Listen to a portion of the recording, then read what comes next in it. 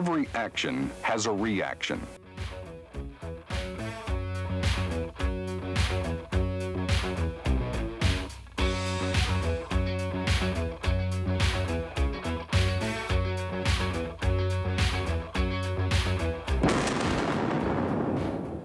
There may be a physical or political reaction. There certainly will be a psychological reaction. If you don't take steps to control this psychological effect, it will control you. For example, Saddam Hussein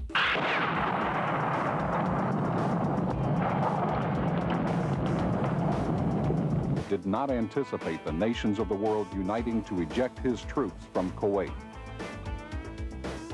The art and science of controlling the psychological dimension of a situation is called psychological operations.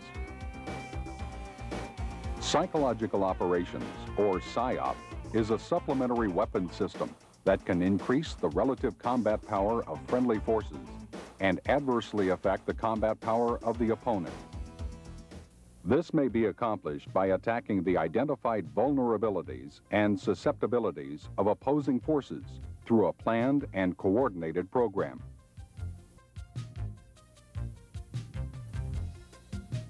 PSYOP can assist the warfighting commander and serve as a force multiplier in several ways.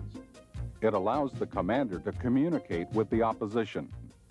That night, we dropped approximately 20,000 safe conduct passes, and then the following morning, preceded by a loudspeaker broadcast and surrender appeals, the Marines went in, and the entire PDF Dignity Battalion organization surrendered without firing a shot.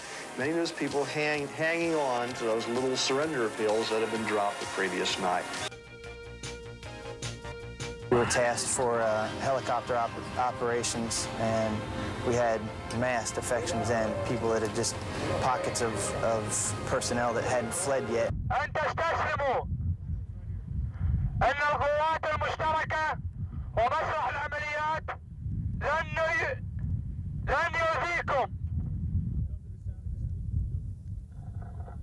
تقدموا باتجاه ندائي.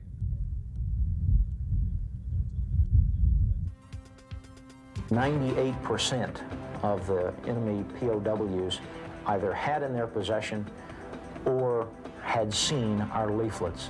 And of those, some 70% did what the leaflets told them to do: abandon their equipment, follow the procedures for surrendering, go south towards Mecca, to seek refuge across the border. Secondly, PSYOP assists the commander in communicating with non-combatants to ensure their safety. First thing we would do is we'd roll up with the rifle company. I'd get with the company commander, and we would decide that we were going to broadcast into the house to try to clear out innocents before we went and hit it. And in 3 or 4 cases, we took 50 or 60 people out of a house before the troops went in and cleared it. I'm personally convinced that the civilian casualty toll would have been significantly higher had we not had these people spread out throughout the city to keep the civilians out of the line of fire. The newspaper, the Raja, is absolutely worth its weight in gold because it really is a great way of communicating with the Somali people.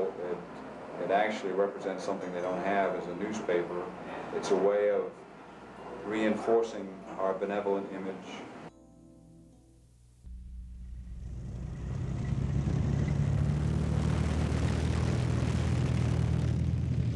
While the basic principle of psychological operations is that everything we say must be true, there are ways that PSYOP can assist with military deception at the strategic, operational, and tactical levels, amplifying the effects of deception operations. In Desert Storm, many of the leaflets were designed to convince the Iraqis that we were going to conduct an amphibious landing. Some of the leaflets were overprinted with the insignias of American units. While that would not mean anything to the soldiers in the field, any that got to Iraqi intelligence could lead to false conclusions as to where forces from those units were going to attack. PSYOP's application is not limited to crisis or conflict. they can make significant contributions in peacetime as well.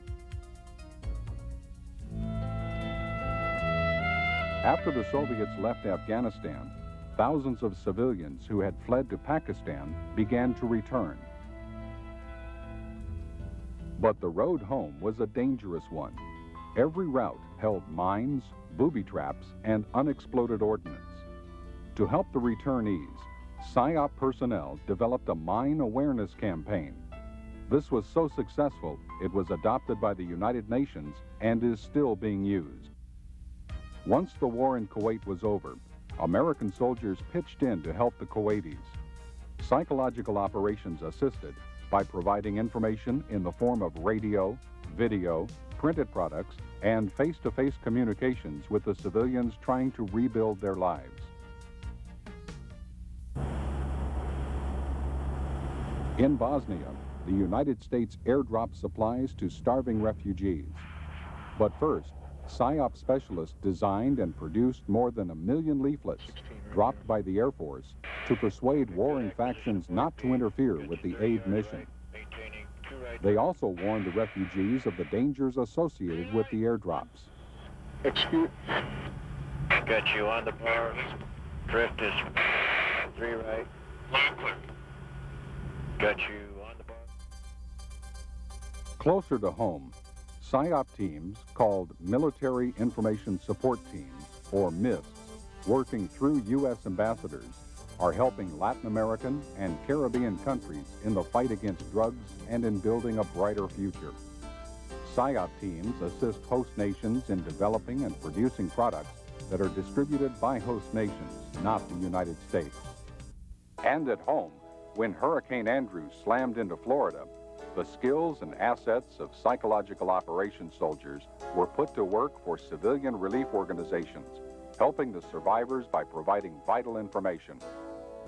But these guys have shown an extreme flexible way of doing business. They're doing humanitarian relief and humanitarian information systems instead of the normal psychological operations. They're running the radio station, they're printing, doing everything that they would normally do mission-wise, but with a little bit different touch to it. And to inform those not reached by radio or the newspaper, loudspeaker teams went through the devastated area, broadcasting information. We have food, water, medical attention. Really measure the impact of what you all do as a force multiplier. Plus the fact is I like the look of your soldiers. They're in good shape physically and look sharp. Morale appears to be pretty damn high, and maybe it's because you can see some tangible results of what you're doing out there. Success comes from training. People who train for psychological operations train as soldiers first, but they also get intensive training in the skills needed to design and create effective products, including advanced individual training, basic and advanced NCO courses, regional studies, PSYOP officers course, languages, and a master's degree in international relations. It all gets put together when the chips are down somewhere in the world, and it gets put together from the top down. If we do have to go to war, the psychological operations are going to be absolutely a critical part of any campaign that we must get involved in.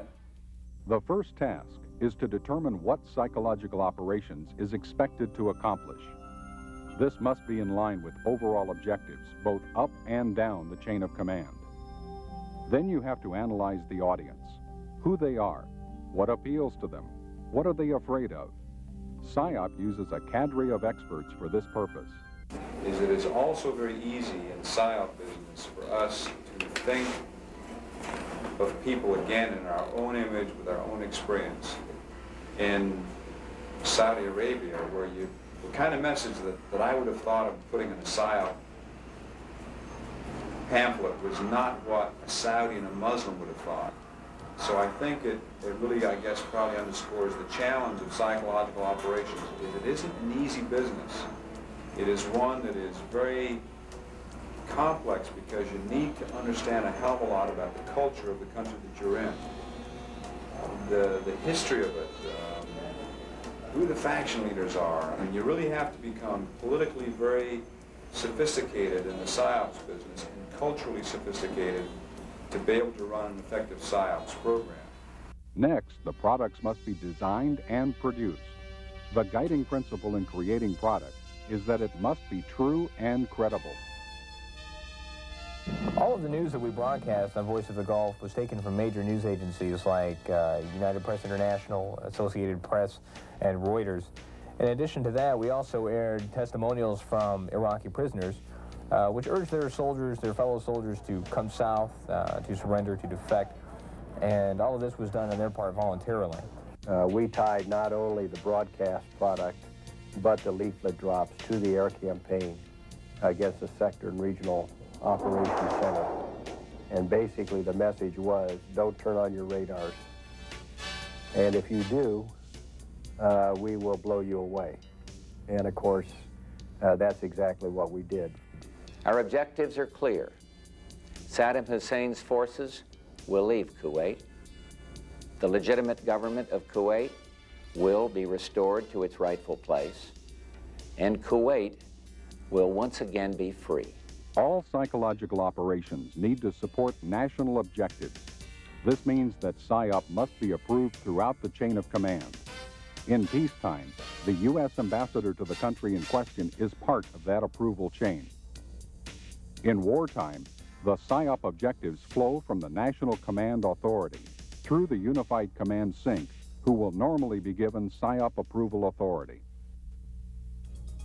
Whenever possible, PSYOP products should be tested before they are distributed. Only after all this is done can the most visible part, the actual dissemination, take place.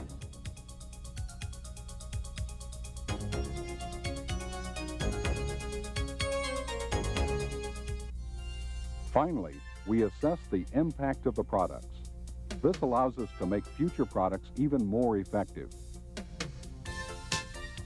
To plan psychological operations, each regional sync has a PSYOP staff planning officer who is supported by the 4th Psychological Operations Group at Fort Bragg. The staff planning officer will usually task a PSYOP assessment team to analyze the situation and suggest products to use or actions to carry out. The important point of the PSYOP preparation of the battlefield is that it has to begin before the war starts. It's really too late to wait until the first round is fired before you begin to prepare the battlefield psychologically. It takes time, it takes some effort, and it needs to begin as early as possible. It has both capabilities of creating a very benevolent image, as we want to in a humanitarian mission, or a very, baseball bat image if you want to, if you've got somebody that's shooting at you and you want to make sure that he knows what the cost is of doing business with you if he continues to shoot on you. So PSYOPs can really cover that entire range of, if you want to call it, warnings. So I think you're going to see PSYOP is an automatic part of every joint task force that you're going to see deploying. I don't think there's any operation that we will ever conduct without having PSYOP in up front. I can guarantee you that.